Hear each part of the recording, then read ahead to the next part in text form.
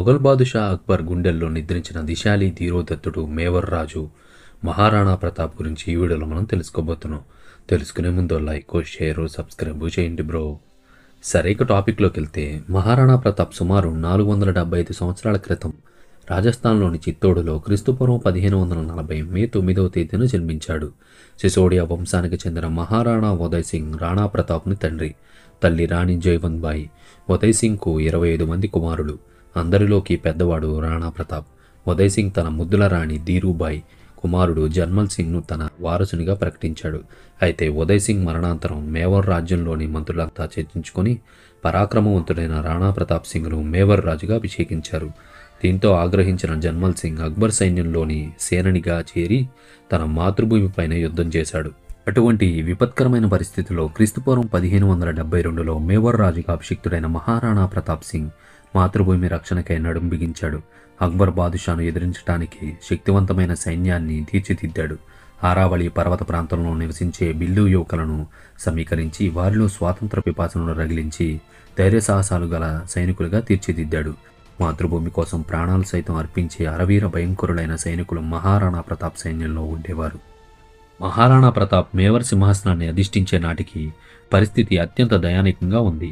నలువైపులా శత్రువులు పొంచి ఉన్నారు. శత్రువు వద్ద అపారధనం, ఇతర సాధనాలు ఉన్నాయి. లక్షల సంఖ్యలో సైన్యం ఉంది. ఆ సమయంలో చిత్తోడును స్వాతంత్రం చేసే వరకు బంగారు పళ్ళెంలో భోజనం చేయనని, మెత్తని పరుపులపై నిద్రించనని, రాజప్రసాదాలలో నిద్రించనని మహారాణా ప్రతాప్ భీష్ణ ప్రతిజ్ఞ చేశాడు. సుమారు 25 సంవత్సరాల పాటు అక్బర్తో పోరాటం చేసి మహారాణా ప్రతాప్ ఒక సామాన్య సైనికుని వలె జీవించాడు. ఒక దశలో తినటానికి తిండి కూడా సరిగ్గా లేని సమయంలో గడ్డి రొట్టెలను తినేవాడని చిత్తోడు గడ్లోని ఇప్పటికీ అనేక కథలుగా చెప్పుకుంటున్నారు. మహారాణా ప్రతాప్ జీవనశైలి పరాక్రమాన్ని స్వయంగా తిలకించిన శీతల్ అనే కవి రాణాపై ఒక ప్రేరణాదాయకమైన గేయ కవిత్వం రచించాడు. రాణా ప్రతాప్ తన తలపాగను శీతల్కు తొడిగి సన్మానించాడు. శీతల్ కవి గ్రామాలలో పర్యటిస్తూ మేవర్ రాజు శౌర్యగాథలను గానం చేసేవాడు. చివరకు ఆగ్రాలోని అక్బర్ బాదుషా కొలువులోనూ కూడా శీతల్ కవి రాణా ప్రతాప్ని యొక్క శౌర్యాన్ని గానం చేశాడు. అయితే అక్కడ ఒక ఒళ్ళు గగ్గురు పడిచే సంఘటన ఒకటి జరిగింది. సాధారణంగా అక్బర్ ఆస్థానంలోకి ప్రవేశించగానే ఎవరైనా తల వంచి కుడి చేత్తో చక్రవర్తి అక్బర్కు సలాం చేయాలి. శీతల్ కవి అక్బర్ ఆస్థానంలోకి ప్రవేశించగానే రాణా ప్రతాప్ తన శిరస్సును తొడిగిన తలపాగను తీసి కుడి చేత్తో పట్టుకుని తల వంచి ఎడమ చేత్తో సలాం చేశాడు. ఎడమ చేతి సలాం చక్రవర్తికి ఆగ్రహం తెప్పించింది. అయితే ఒక్క క్షణం తన కోపాన్ని అణిచిపెట్టుకుని ఎందుకలా చేశావని అడిగాడు శీతల్ కవిని.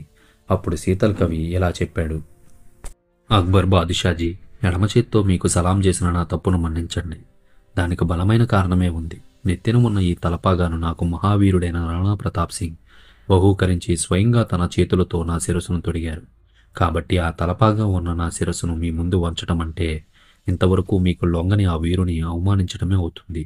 అందుకని ఆ తలపాగాను తీసి చేత్తో పట్టుకుని మీ ముందు తల వంచాను. అంతటి మహావీరుని తలపాగాను ఎడమ చేత్తో పట్టుకోవటం అంటే కూడా అతన్ని అవమానించడమే అవుతుంది. అందుకే తలపాగా కుడి చేత్తో పట్టుకుని మిగిలిన చేత్తో మీకు సలాం చేశాను.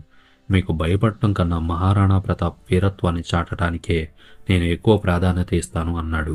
శీతల్ కవి ధైర్యంతోనూ ఆత్మవిశ్వాసంతోనూ శీతల్ ఆత్మసౌరధ్యాన్ని చూసి అక్బర్ బాదుషా ఒక్క నిమిషం ఆశ్చర్యపోయాడు.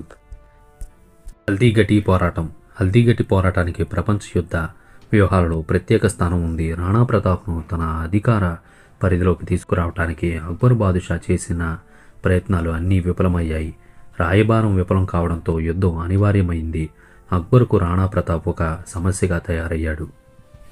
రాణా ప్రతాప్తో యుద్ధం చేయడానికి అక్బర్ నిశ్చయించాడు. రాణా ప్రతాప్పై పోరాటానికి అక్బర్ 2 లక్షల సైనికులతో పెద్ద సైన్యాన్ని సిద్ధం చేసి దానికి రాణా మాన్సింగ్ని సేనాధిపతిగా చేశాడు. ఒక హిందూ రాజుపై విదేశీయ పాలకుని తరపున మరో హిందూ రాజు పోరాటం చేయడానికి రంగం సిద్ధమైంది. రాణా మాన్సింగ్కు సహాయకులుగా యువరాజు సలీం మొఘలులతో కలిసి పోరాడిన రాణా ప్రతాప్ తమ్ముడు శక్తిసింహుడిని నియమించాడు. ఈ సైన్యం మేవర్ దిశగా కదిలింది. రాణా ప్రతాప్ పరిస్థితిని అంచనా వేశాడు. రాజధానిని దుర్గమైన కొండల నుంచి కుంభవ్గఢ్కు మార్చాడు.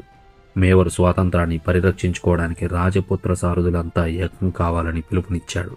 సుశక్తులైన సైన్యాన్ని తీసుకొని కీలకమైన హల్దీఘాట్ ప్రాంతానికి చేరుకున్నాడు. ఈ హల్దీఘాట్ ఎత్తైన కొండల మధ్య ఉంది. రాణా ప్రతాప్ వద్ద 3000 మంది అశ్విక దళం, 400 మంది ఏనుగులతో సహా 2,000 మంది సైన్యం మాత్రమే ఉంది. ఈ సైన్యం 2 లక్షల మంది ఉన్న అక్బర్ సైన్యంతో పోరాడటం అత్యంత సాహసమే అవుతుంది.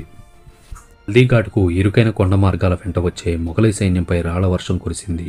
విల్లుల నుంచి దూసుకొచ్చే పదునైన బాణాలు తాకిడికి మొఘలై సైన్యం కకావికలమైపోయింది.